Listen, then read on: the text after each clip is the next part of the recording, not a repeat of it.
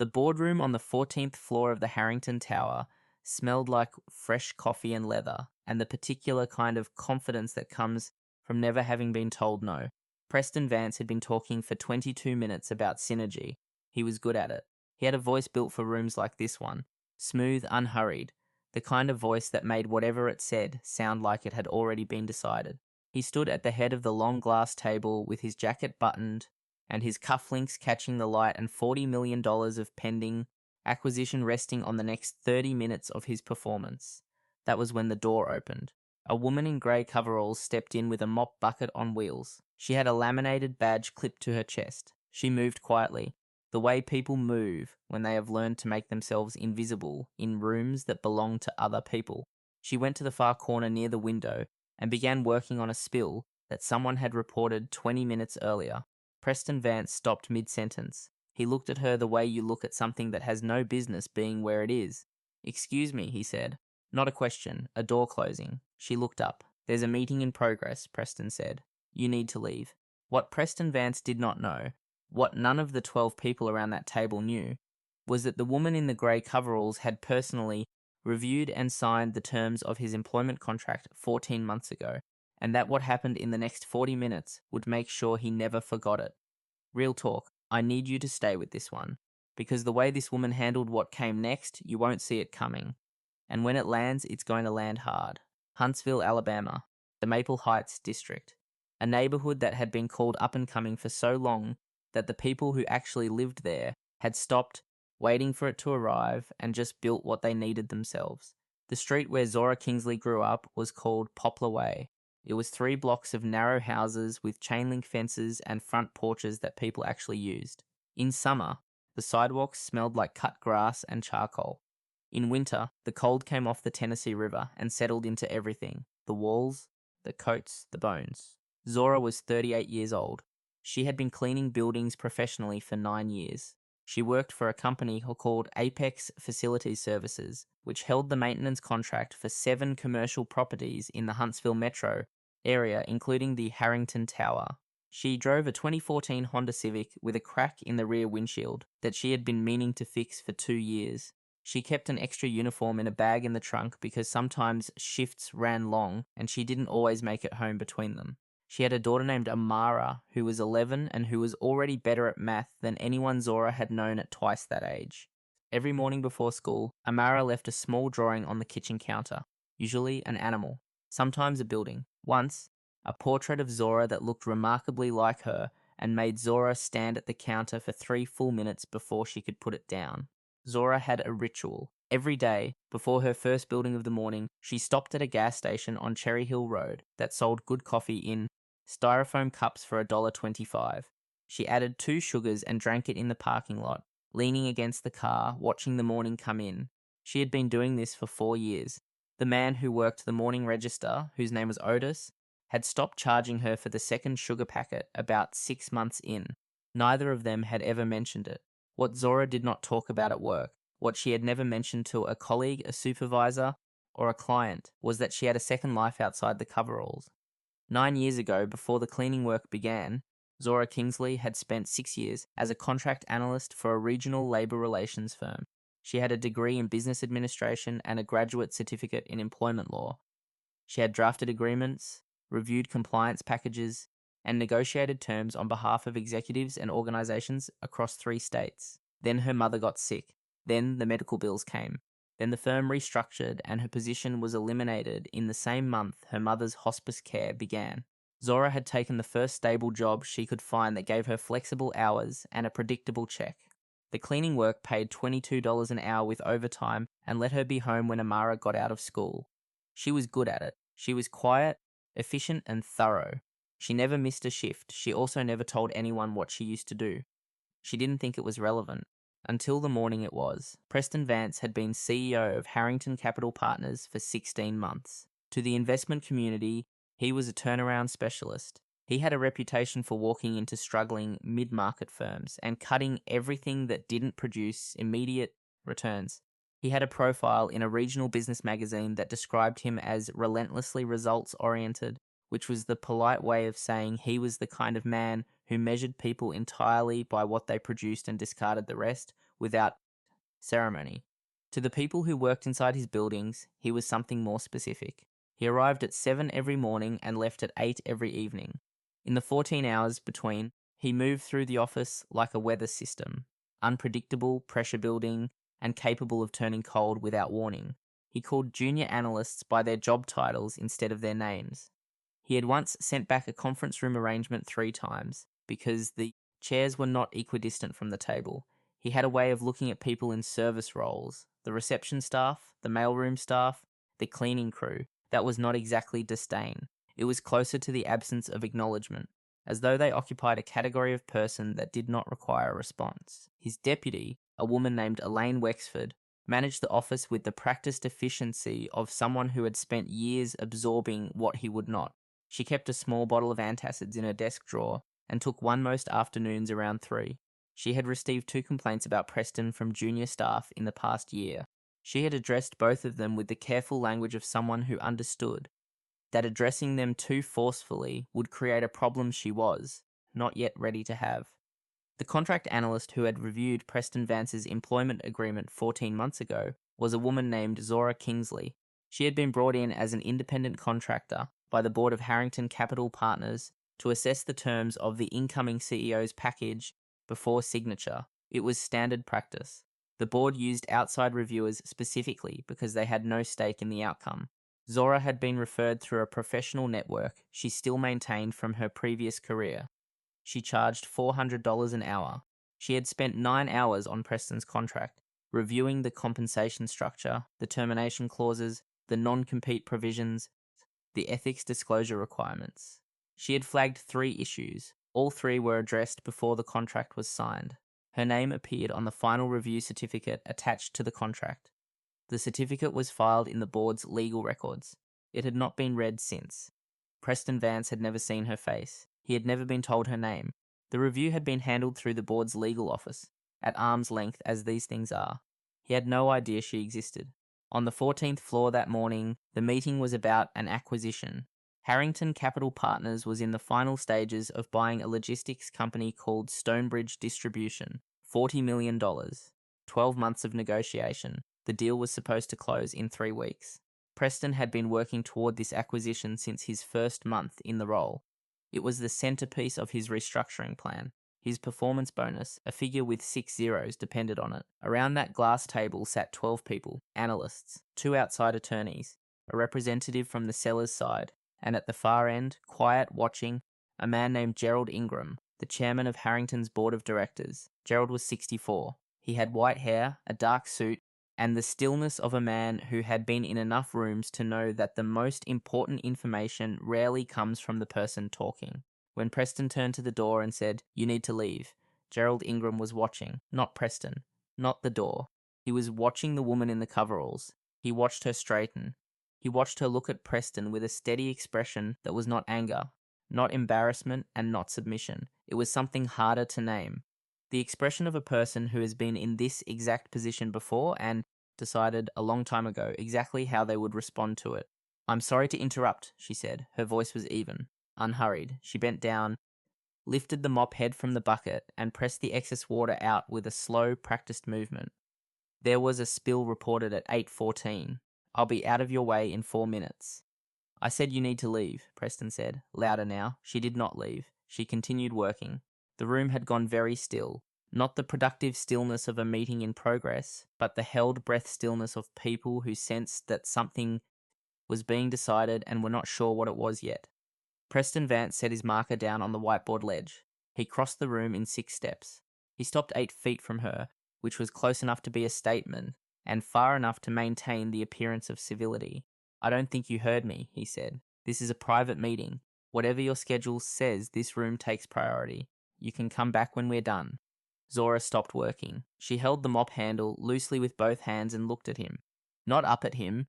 Exactly. She was 5'9" and he was not much taller, just at him. Level.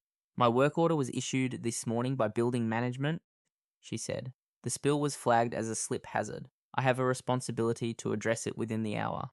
Then address it when I tell you to." "Mr. Vance," she said, quietly, the first time she had used his name. The room noticed. "The spill is a liability issue. If someone slips during your meeting and it comes out that maintenance was delayed at a supervisor's request, that becomes illegal exposure for the building and for the company that uses it. She paused. I'm trying to protect your meeting, not interrupt it. Preston looked at her for a long moment. He looked at the badge clipped to her coveralls. He looked at her hands on the mop handle. He made a calculation that was visible on his face to anyone paying attention. He had just been contradicted, calmly and precisely, in front of 12 people, including his board chairman, by a woman whose name he did not know, and she had done it in a way that gave him no clean angle for a response. He smiled, the thin, clean smile of a man deciding to win a different way. What's your name? He asked. Zora. Zora. He repeated it the way people repeat words they find slightly implausible. Zora. I appreciate the safety concern, but I am the CEO of this company and I am telling you that we need this room cleared. Now, your supervisor can sort out the liability question. That's not your job. It is actually, Zora said. It's in my work contract. A quiet sound moved through the room. Not a laugh. Something shorter than that. Preston's jaw tightened. He turned back to the table. He spoke to the room, not to her. Someone call building management and have them send a different crew. He walked back to the whiteboard. Zora did not move. Let me be honest with you right now. I would have left. Most of us would have. When the CEO of the company tells you to go, in front of 12 people, in a room that costs more per hour than most people make in a week, most people go. But Zora Kingsley had learned a long time ago that the most dangerous thing about dignity is that once you give it up for convenience, it gets harder to find the next time you need it. She had 4 minutes left on that spill. She was going to finish them. Elaine Wexford was at her desk on the 14th floor when the call came from the boardroom. She picked up, listened for 10 seconds, and put the phone down without a word. She sat for a moment with her hands flat on her desk. She had been in this job for 4 years. She had seen Preston Vance manage 100 small confrontations with the particular skill of a man who always made sure he was standing on higher ground.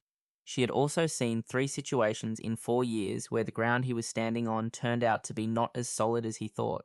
Those 3 situations had required her to do significant quiet work afterward to repair relationships with people he had dismissed too carelessly. This felt like a 4th. She picked up her phone and sent a text, not to building management, to Gerald Ingram, who was sitting at the far end of the boardroom table right now, watching everything. The text said, "Do you know who she is?" Gerald's reply came in 40 seconds. It said, "I think I do. Don't intervene yet." Elaine put her phone in her drawer. She took an antacid. She waited.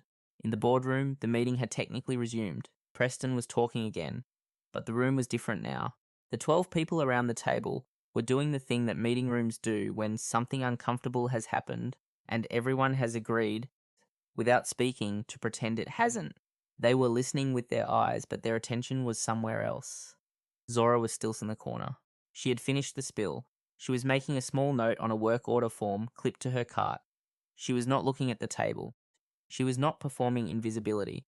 She was simply completing her documentation the way a person does when they have done a job and need to account for it.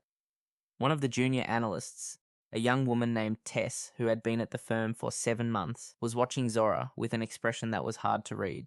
Not pity, not admiration, something more complicated. Tess had been in enough rooms like this one to recognize the shape of what was happening.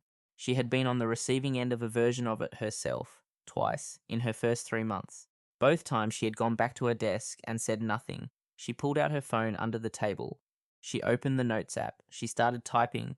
At the far end of the table, Gerald Ingram had not looked at Preston Vance in 4 minutes. He was looking at the acquisition summary on the papers in front of him, but his pen had not moved.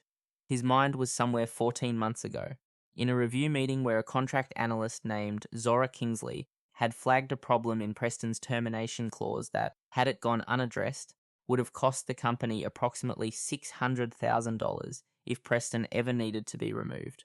She had found it in 40 minutes of review, explained it clearly, and proposed exact language to fix it.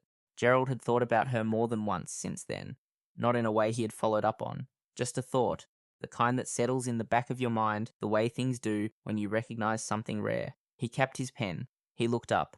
"Zora," he said. The room went quiet. It was the way he said it. Not loud, not dramatic, just the word, spoken with the weight of a man who was not asking a question but opening a door. She looked at him. "Did you work in contract review?" Gerald asked. About 14 months ago, the silence in that room was absolute. Preston Vance had stopped writing on the whiteboard. The two outside attorneys looked at each other. The representative from the seller's side sat very still. Tess had stopped typing. Zora looked at Gerald Ingram for a moment. She recognized him. She had seen his name in the board documents. She had not seen his face before today, but she knew who he was. Yes, she said. I did. Gerald nodded once, slowly, the way you nod when something confirms what you suspected. You reviewed the employment contract for this company's current CEO, Gerald said. I did, she said. A sound moved through the room. It was not a sound anyone made intentionally. It was the sound of 12 people's understanding rearranging itself at the same time. Preston Vance had gone very still at the whiteboard. His marker was in his hand. His knuckles, where he was gripping it, had gone white. You flagged a problem in the termination provisions, Gerald said. Not a question. 3 problems, Zora said. The termination clause had an ambiguity in the for-cause definition that could have been interpreted to require severance even in cases of gross misconduct. I also noted that the non-disclosure provision was missing a specific carve-out for regulatory proceedings, and there was a compensation clawback clause that didn't align with current state statute. The silence stretched. Gerald Ingram stood up. He was not a tall man, but when he stood the room arranged itself around him the way rooms do around people who have spent a long time being listened to. He walked to the corner where Zora was standing and extended his hand. She shook it. I don't think we've ever met in person, he said. Gerald Ingram. Zora Kingsley. Mrs. Kingsley, he said, with a formality that was not distance but something closer to its opposite, the particular courtesy of a man offering respect as a deliberate act. I want to thank you for your work on that contract. You saved this company a significant amount of money and a significant amount of trouble. He turned to the table, to the 12 people sitting there, to Preston Vance, standing at the whiteboard with a marker in his hand and nowhere to put his face. Miss Kingsley, Gerald said, is an independent contract analyst who has done professional review work for this board. She is not simply a member of the maintenance staff. She is someone to whom this company owes a degree of professional courtesy. He paused. I'd like her to stay. Preston Vance set the marker down on the whiteboard ledge for the second time that morning. His face had done something complicated in the past 90 seconds. It had gone through a sequence that started at surprise and moved through calculation and arrived somewhere that had no clean name. The expression of a man who has spent years making 4-second judgments about people and just discovered, in front of everyone, that one of those judgments had been wrong in a way that mattered. He said nothing for a moment. Then, I wasn't aware of Miss Kingsley's background. Gerald looked at him steadily. No, he said, you weren't. The 2 words sat in the room. They were not loud. They were not cruel. They carried exactly the weight Gerald intended them to carry, and no more. Tess, at the far end of the table, was still. Her phone was face down on her knee. She was looking at Zora with the expression of someone watching something they had wanted to see for a long time without knowing they were waiting for it. The seller's representative, a quiet man named Donald Carver, who had been at acquisitions tables for 20 years and had seen most things, was looking at the papers in front of him, but his pen was moving. He was making a note. The 2 outside attorneys were having a conversation with their eyes, and Zora Kingsley was standing in her grey coveralls, next to her mop cart, in the corner of a 14th floor boardroom, with the particular stillness of a person who had not asked for this moment and was not performing inside it. She was just there, present, exactly as she had always been. Yo, pause. Let that sit for a second. This woman came to clean a spill. A spill. She didn't come to make a point. She didn't come to prove anything. She came because somebody reported a hazard, and it was her job. And this man looked at her and decided in 4 seconds who she was and what she was worth. 4 seconds. And 14 months earlier, she had spent 9 hours protecting him from himself, and he had no idea. The room is full of people who watched him do it and said nothing. I'm not judging them. I know how those rooms work. But I need you to keep watching, because the next part is where it gets quiet in a way that hits harder than anything loud could. Gerald Ingram returned to his seat. He did not ask Preston to apologize. He did not make any further statement about what had just happened. He was the kind of man who understood that some things become clear enough on their own that adding words to them is just noise. He looked at Preston. I'd like to take a short break, he said. 10 minutes. It was not a request. Preston nodded. The room moved. People stood, stretched, poured coffee, stepped into the hallway. The particular release of a meeting paused is usually casual. People relax, check phones, make small talk. This time it was different. The movement was quieter. The small talk didn't start. Preston stayed at the whiteboard for a moment. Then he walked to the window and stood with his back to the room, looking out at Huntsville, spread out 14 floors below. The Tennessee River in the distance. The neighborhoods rolling out from the downtown center in every direction. He had been in this city for 16 months. He had never once driven into the Maple Heights district. He had never stopped at a gas station on Cherry Hill Road. He had never had a coffee in a styrofoam cup in a parking lot watching the morning come in. He stood at the window and said nothing. Zora completed her work order documentation, clipped the pen back to her cart, and prepared to leave. She picked up the mop bucket handles. "Miss Kingsley," it was Preston's voice. He was still facing the window. She stopped. He turned around. He looked at her. Not the 4-second look from before. This was longer. The look of a man trying to find something he should have seen earlier and is not sure he is capable of seeing it now. "I didn't know," he said. It was the truest thing he had said all morning. Not an apology, an admission. Zora looked at him. "People rarely do," she said. She picked up her cart and left. The consequences came in the days that followed with the quiet efficiency of things that have been building for a long time. Donald Carver, the seller's representative, sent an email to his own principals that evening. He described the meeting in professional terms. He noted that the board chairman had intervened to correct a senior executive's treatment of a contracted professional in front of a room of 12 people. He noted that the company's culture and governance were factors his team would want to weigh before finalizing the deal. He attached no recommendation. He did not need to. The acquisition timeline was extended by 30 days. Gerald Ingram called a board meeting the following Monday. The agenda had 2 items. The first was the Stonebridge acquisition. The second was a review of the CEO's performance metrics and conduct record. The meeting lasted 3 hours. Preston Vance was present for the first item and not the second. Elaine Wexford submitted both complaints she had on file, the 2 from junior staff members, directly to the board's legal counsel that same week. She had been holding them, she said in her cover note, because she had not previously felt that the appropriate channel was clear. It was clear now. A third complaint came from Tess, the junior analyst who had been typing in the notes app. Hers was the most detailed. It covered 4 specific incidents over 7 months. It was written in the calm, precise language of someone who had been carefully keeping track. By the end of the month, Preston Vance had been placed on a performance improvement plan with a 90-day evaluation period and mandatory leadership conduct training. His bonus timeline was suspended pending the completion of the Stonebridge review under the revised terms. He did not lose his job, not immediately.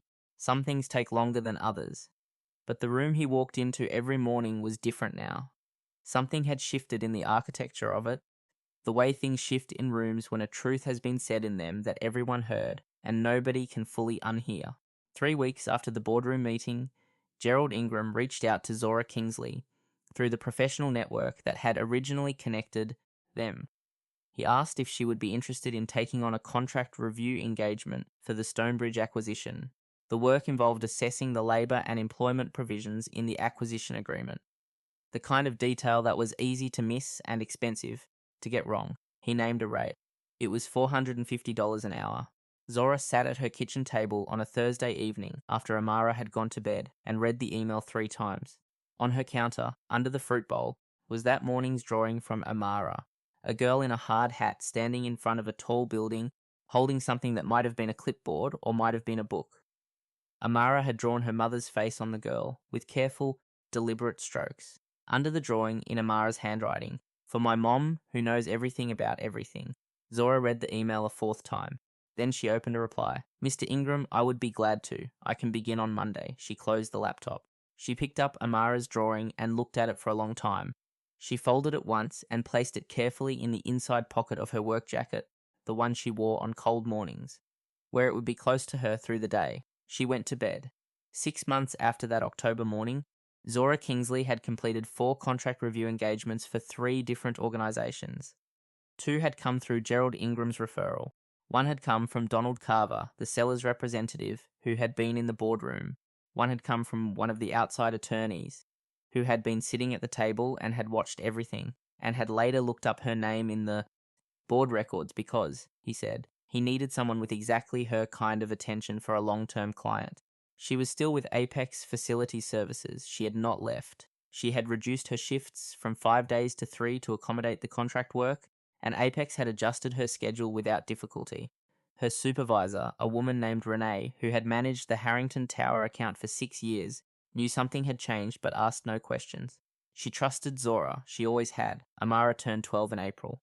Zora took a full day off and they drove to the Space Museum in Decatur and stayed until it closed. On the way home, Amara fell asleep in the passenger seat with her jacket folded under her cheek. Zora drove the long way through Cherry Hill Road, past the gas station, past Otis behind the counter through the lit window. She didn't stop, she just drove. The Stonebridge acquisition closed in February. The revised employment provisions Zora had flagged, 3 issues, all addressed before signing, saved the combined company an estimated $480,000 in potential liability over the first 2 years of integration. Her name appeared on the review certificate attached to that contract too. This time, Gerald Ingram made a point of mentioning it at the closing dinner, not to make a statement, just because it was true, and things that are true deserve to be said out loud. Preston Vance was not at the closing dinner. He had resigned in January, 6 weeks before the deal closed, citing personal reasons. His departure was handled quietly and at significant expense, partly because of the termination clause that Zora had flagged 14 months earlier. The language she had fixed was exactly the language that made it possible to let him go without the kind of legal dispute that would have made everything worse for everyone. She had protected the company from him before he even walked through the door. On the last Thursday of March, Zora was finishing a late shift on the 9th floor of the Harrington Tower. The building was mostly empty. The cleaning at the end of the day has a particular quality. The sounds are different when no one else is there. Quieter. More honest, maybe. Just the hum of the ventilation and the squeak of the cartwheels and the smell of the cleaning solution that Zora had stopped noticing years ago. She was passing the 14th floor on the elevator when she stopped on impulse and got out. The boardroom was dark. She pushed the door open and stood in the doorway. The glass table was empty. The whiteboard had been erased and cleaned. The window at the far end showed the city at night, the river and the lights, and the neighborhood spreading out in every direction, Maple Heights among them somewhere, invisible and present at the same time. She stood there for a moment. She put her hand in her jacket pocket and touched the edge of Amara's drawing, folded there as it had been every day for 6 months. She thought about her mother, who had lived her whole life in this city, and had never once been in a room on the 14th floor of anything, and who had raised a daughter who could walk into any room in any building and stand still enough to know who she was inside it. She thought about the 4 seconds it takes to decide what someone is worth. She thought about 9 hours. The difference between 4 seconds and 9 hours, that was the whole story, really. 4 seconds to dismiss, 9 hours to protect. And the person doing the protecting never got the credit, not because she was hidden, just because no one thought to look. She turned off the lights and let the door close. She took the elevator down. She returned her cart to the supply room. She clocked out.